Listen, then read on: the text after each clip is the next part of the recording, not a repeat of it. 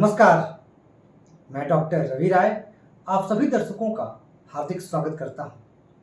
प्रिय दर्शकों, इस कार्यक्रम में हम बात करेंगे कि राहु और केतु के राशि परिवर्तन का तुला राशि के जातकों पर क्या प्रभाव होगा।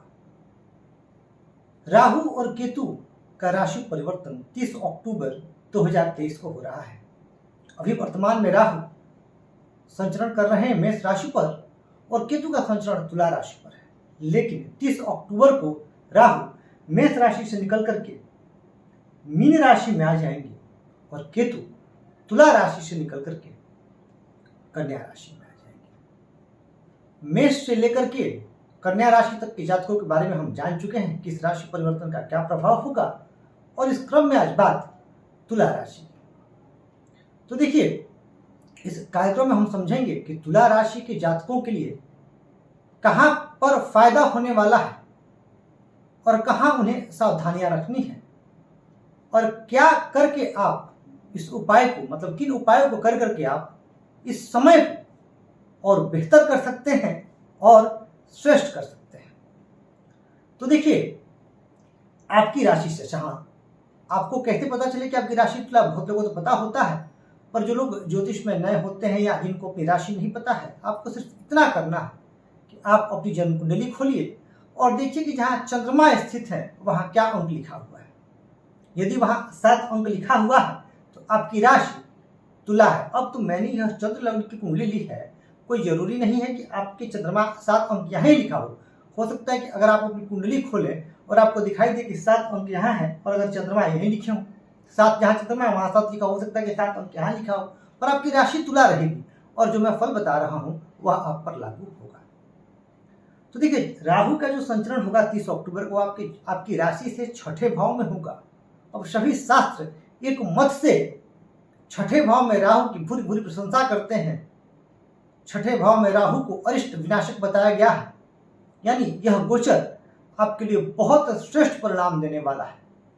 छठे भाव में राहु शत्रु का नाश करेंगे, रोग ऋण का नाश करेंगे और आपको अपने उद्यमों में विजयी बनाएंगे, आपको अपने उद्यमों में सफल बनाएंगे। तो वहीं केतु का 12वें भाव में जो गोचर है वह आपके अंदर अध्यात्म, धर्म और ध्यान साधना की तरफ केतु का जो यह गोचर है वह आपको उन्मुख करेगा। यानी निसंदेह राहु और केतु का यह गोचर आपके लिए अति श्रेष्ठ रहने वाला है और आप अपने जीवन काल में बहुत तरक्की करने वाले हैं। देखिए, जब राहु यहाँ स्थित होंगे तो राहु की दृष्टि कहाँ जाएगी? 1 2 3 4 5 राहु की जो पंचम दृष्टि है वह कर्क राशि पर जाएगी। कर्क राशि मूल त्रिकोण राशि है राहु की, और यह दशम भाव में, राहु का दशम भाव में बड़ा श्रेष्ठ फल आता है। तो यहाँ पर जो लोग नौकरी में हैं, चाहे वह गवर्नमेंट जॉब हो या प्राइवेट जॉब, उनके लिए पदोन्नति के अवसर आने वाले हैं, तरक्की के अवसर आने वाले हैं। नवंबर के बाद से अचानक आपकी परिस्थितियां बहुत हद तक अनुकूल होती चली जाएंगी और आपके कार्यों की प्रशंसा सर्वत्र होगी। आपके वर्क को रिकग्नाइज किया जाएगा, आप फेमस होने लगेंगे अपनी मित्र मंडली में, अपने कार्य प्लेस, वर्क प्लेस पर, हर जगह आपकी प्रसिद्धि जो है वह होने लगेगी। लोग आपके बारे में बात करेंगे, आपके कार्यों की चर्चा और प्रशंसा भी होगी। बहुत ही श्रेष्ठतम स्थिति। कुछ नकारात्मक चीजें भी अवश्य हैं और कुछ सावधानियां भी आपको रखनी, जो मैं आगे बताऊंगा। अब देखते हैं, बात करते हैं। राहु की दृष्टि व्यय भाव पर व्यय निसंदेह कराएगी। कुटुंब भाव पर जो राहु की नवम दृष्टि जा रही है, यहाँ पर आपको कुछ सावधानी रखनी है। यहाँ पर आपको अपनी वाणी पर थोड़ा सा नियंत्रण रखना है और बहुत संभव हो तो आपके घर परिवार में थोड़ा सा कलह का वातावरण बन सकता है, या आपकी वाणी द्वारा लोगों के सम्मान को ठेस पहुंच सकती है। हालांकि एक बात बता दूं कि तुला राशि बहुत ही श्रेष्ठ राशि है। यह राशि बैलेंस की राशि है। यह राशि लोगों को लेकर के चलना जो है वह जानती है। तुला राशि के वो जातक जो राजनीति से जुड़े हैं या वकालत से जुड़े हैं, उनके लिए तो मैं कह सकता हूं कि बड़ा ही श्रेष्ठ समय है। क्यों? क्योंकि छठे भाव में राहु, देखिए, राजनीति हो, वकालत हो, ये कुछ फील्ड ऐसे हैं जहां आपको अपने कॉम्पिटिटर से डायरेक्ट आमना सामना होता है। जैसे जो बच्चे कॉम्पिटिटिव एग्जाम देते हैं वहां पर उनका डायरेक्ट आमना सामना नहीं होगा, पर वकालत में यदि आप हैं तो आपके जो विरोधी वकील हैं उनसे आपका आमना सामना होता रहेगा, या आप राजनीति में हैं तो ऐसे जहां पर एकदम प्रत्यक्ष प्रतिद्वंदिता की बात आती हो, वहां पर छठे भाव के राहु बड़ा श्रेष्ठतम परिणाम देते हैं और ये लोग बहुत बेहतर कर सकेंगे अपने जीवन काल में। अब बात करते हैं केतु की। देखिए, केतु 12वें भाव में है और केतु की जो पंचम दृष्टि है वह आ रही है चतुर्थ भाव पर। यह भाव भूमि भवन वाहन का और सुख का भाव है, माता का भाव है। तो यहाँ पर कुछ जो विशेष परेशानियां वो दृष्टिगोचर हो सकती हैं, वही साधारण तौर पर होगी, बहुत बड़ी कोई परेशानी नहीं होगी, क्योंकि गुरु पर अभी मैं बात करूंगा। गुरु आपके केंद्र में ही विराजमान रहेंगे, जो आपके रक्षक बने रहेंगे। अब देखिए, यहाँ पर आपको किसी भी भूमि को खरीदने से पहले थोड़ा सा उसके बारे में डॉक्यूमेंट्स पर ध्यान जरूर रखिएगा। आप चल अचल संपत्ति का जो है आप खरीद सकते हैं आपके बेहतर समय पर, थोड़ी सी सावधानी अपेक्षित है। माता जी का स्वास्थ्य आपको परेशानी में डाल सकता है और वाहन चलाते समय आपको बहुत ज्यादा सावधानी बरतनी होगी, अन्यथा थोड़ी परेशानी यहाँ पर भी दिखाई दे रही है। केतु की दृष्टि छठे भाव पर, हमने बात शत्रुओं के विनाश कराई, राहु भी वहीं पर है। और जो केतु की दृष्टि आएगी अष्टम भाव पर, केतु की नवम दृष्टि जो आएगी, यह जो लोग आध्यात्म से जुड़े हैं या तुला राशि के वो जातक जो ज्योतिष शास्त्र से जुड़े हैं, उन्हें ज्योतिष शास्त्र में शोध करने अवसर मिलेंगे या उनके जो प्रेडिक्शंस हैं वो सही होने लगेंगे, जो उनका फलादेश होगा वह सटीक बैठने लगेगा, उनकी अंतर्दृष्टि जागृत होगी। जो लोग तंत्र मंत्र से जुड़े हैं उनके लिए विशेष फायदा होगा। और जो लोग शोध कार्य से जुड़े हैं, जो रिसर्च स्कॉलर हैं, जो PhD स्टूडेंट्स हैं, उनके लिए भी बहुत ही श्रेष्ठतम स्थिति बन रही है। केतु की यहाँ पर दृष्टि इनको इन कार्यों में सफलता दिलाएगी। यानी यदि हम देखें तो राहु और केतु का जो गोचर है यहाँ पर, ये किसकी राशि पर है? गुरु की राशि पर है। तो अब गुरु की पोजीशन पर बात कर लेते हैं। तो अभी वर्त देखिए, ये जो गुरु, राहु, केतु और शनि है, ये एक राशि पर लंबे अवधि तक रहते हैं, इसलिए इनका प्रभाव बहुत व्यापक होता है। तो देवगुरु बृहस्पति अभी वर्तमान में, आज की तारीख में जब मैं ये वीडियो आप लोगों के सम्मुख लेके आ रहा हूँ, उस समय गुरु और राहु एक ही साथ आपके विवाह स्थान में है। तो अभी तुला राशि के जो जातक है वह अपने वैवाहिक जीवन में कुछ तनाव का अनुभव कर रहे होंगे, अपने पारिवारिक जीवन में कुछ तनाव का अनुभव कर रहे होंगे, अपने साझेदारी में कुछ तनाव का अनुभव कर रहे होंगे। लेकिन मैं आपको बता दूं कि नवंबर से यह स्थिति बदलने वाली है। नवंबर से आपको पार्टनरशिप के कार्य में बहुत फायदा मिलने वाला है और लोग आप पर भरोसा करेंगे और आप भी जिन पर भरोसा करेंगे वह आपके काम आएंगे। फिर भी मैं कहूंगा कि थोड़ा सा सावधानी रखिएगा, परंतु आपके साझेदारी के लिए समय अच्छा है। वैवाहिक जीवन में जिनका तनाव चल रहा था उनका तनाव दूर होगा और वैवाहिक जीवन में भी आपको खास करके नवंबर से मई तक तो आपका वैवाहिक जीवन बहुत अच्छा दिखाई दे रहा है। उसके बाद भी हालांकि शनि जरूर अभी संचरण कर रहे हैं, कहाँ? आपके राशि से पंचम भाव में, और उनकी दृष्टि जरूर है। हो सकता है कि तुला राशि के कई जातक, चूंकि अभी जो है शनिदेव का भी कुछ पंचम भाव में अभी गुरु केंद्र में है, तो कार्य का बोझ बढ़ा होगा और व्यस्त रहना अच्छी बात है, परंतु कई बार अपने जीवन साथी को समय न दे पाते हो।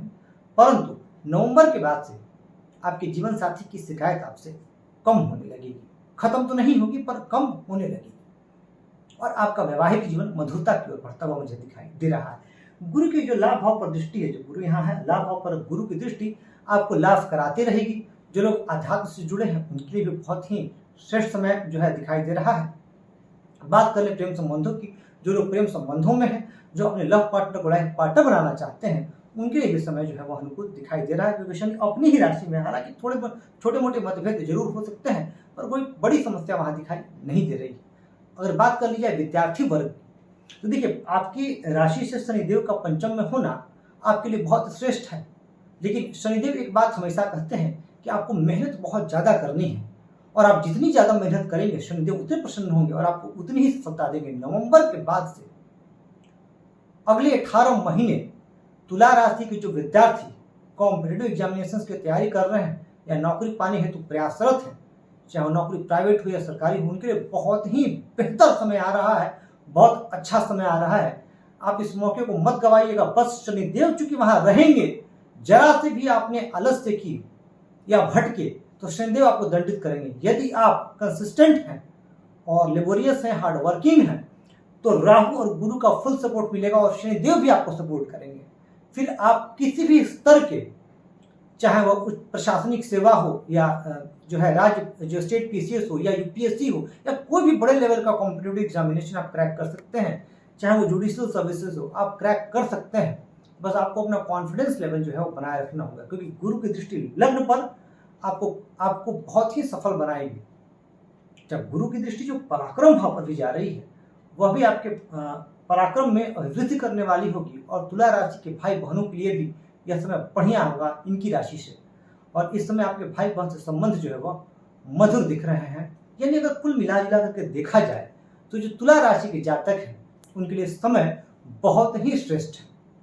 अब कई बार क्या होता है, जैसे मैं गोचर का फल बताता हूँ तो आप लोग में से बहुत लोग कमेंट्स भी आते हैं कि गुरुजी आपने जो बताया वो हुआ, और कई लोग के तो ये भी आते हैं कि नहीं हुआ। तो समझिए क्यों अंतर आता है। तो देखिए, ये जो मैं फलादेश कर रहा हूँ ये ट्रांजिट से है, यानी गोचर से है, परंतु फल ये एक बड़ा सामान्य फलादेश है। जब भी हमको जन्म कुंडली का फलादेश करना होता है तो बहुत सारी बातें महत्वपूर्ण होती हैं कि आपकी महादशा और अंतदशा किस ग्रह की चल रही है, उस ग्रह पर और किन ग्रहों का प्रभाव है, ये सारी बातें बड़ी महत्वपूर्ण हो जाती हैं। तो आपको यह भी देखना होगा कि आपकी महादशा और अंतर्दशा किस ग्रह की चल रही है। अब यदि आपकी महादशा और अंतर्दशा शुभ नहीं है तो जो मैं शुभ फल बता रहा हूँ उसमें कमी आएगी, और यदि महादशा अंतर्दशा अशुभ है तो अशुभ फलों में जो है, और यहाँ भी जो है कुछ मोर्चों पर जहाँ सावधानियां रखनी है अगर आप नहीं रखते हैं तो अशुभ फलों में वृद्धि होगी। अगर योगिनी दशा जैसे संकटा इत्यादि चले तो भी जो मैं शुभ फल बता रहा हूँ उसमें तो कमी आएगी ही। तो इस बात का भी आपको ध्यान रखना है। और प्रिय दर्शकों, बात कर लेते हैं उपाय की। सावधानी कहाँ रखनी, मैंने बता दिया आपको। वाहन चलाते समय सावधानी, किसी भी डॉक्यूमेंट पर साइन करते समय विशेष सावधानी, बाकी जगहों पर आपका समय ठीक है। और आलस्य को अपने ऊपर हावी नहीं होने देना है। खासकर यह बात विद्यार्थी वर्ग के लिए है, और जो व्यापारी और व्यवसायी वर्ग के लोग हैं जो प्राइवेट या गवर्नमेंट जॉब में है उनके तो समय बहुत अनुकूल है। आपको करना क्या है, तो आप माँ लक्ष्मी की शरण में रहिए, माँ दुर्गा की शरण में रहिए। आप श्री सूक्त का पाठ करें, कनक धारा स्तोत्र का पाठ करें और सिद्ध कुंजिका स्तोत्र का पाठ करें। यदि आप ऐसा करते हैं तो निस्संदेह आपका जो ये 18 महीने का समय है वो बहुत ही श्रेष्ठ बीतने वाला है, और अपने कार्मिक क्षेत्र में और पारिवारिक जीवन में आनंद का अनुभव करेंगे। कार्मिक क्षेत्र में आपकी उन्नति होगी और पारिवारिक क्षेत्र में आप आनंद का अनुभव करेंगे। प्रिय दर्शकों, जिस तरीके से आप लोग कमेंट कर रहे हैं, आपका प्यार और स्नेह मिल रहा है, मैं अभिभूत हूँ। और मैं अपने परिवार के सभी सदस्यों के लिए, आप सभी को मैं अपना परिवार मानता हूँ, और आपसे कहूँगा कि आपके मन में यदि ज्योतिष शास्त्र से संबंधित कोई प्रश्न हो, कोई जिज्ञासा हो, या आप अपने बारे में या अपनों के बारे में कुछ जानना चाहते हो, आप चैनल के किसी वीडियो पर कमेंट करें। हमारा प्रयास रहेगा कि मैं आपके प्रश्न का भी उत्तर अवश्य दूं। मैं आप सभी के स्वस्थ, सुखी, यशस्वी एवं दीर्घायु जीवन की कामना करता हूं, और प्रभु से यह प्रार्थना करता हूं कि आप सभी खूब सफल हो। इस कार्यक्रम में इतना ही। धन्यवाद।